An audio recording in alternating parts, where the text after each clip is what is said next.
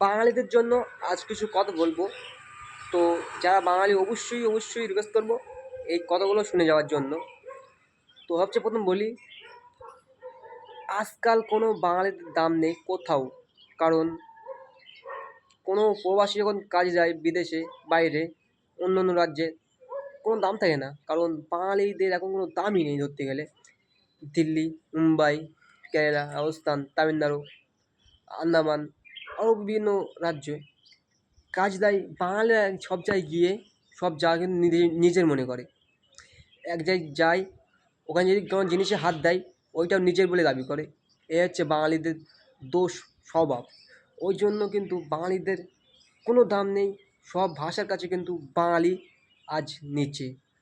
আমি রিকোয়েস্ট করবো যারা বাঙালি একটু স্মার্ট হওয়ার জন্য চেষ্টা করো। কারণ বাঙালিদের আস্তে আস্তে কিন্তু নিচে চলে যাচ্ছে। সব ভাষার থেকে কিন্তু বাঙালি উপরে ছিল, এখন কিন্তু সব ভাষার থেকে এখন হচ্ছে নিচে বাঙালি।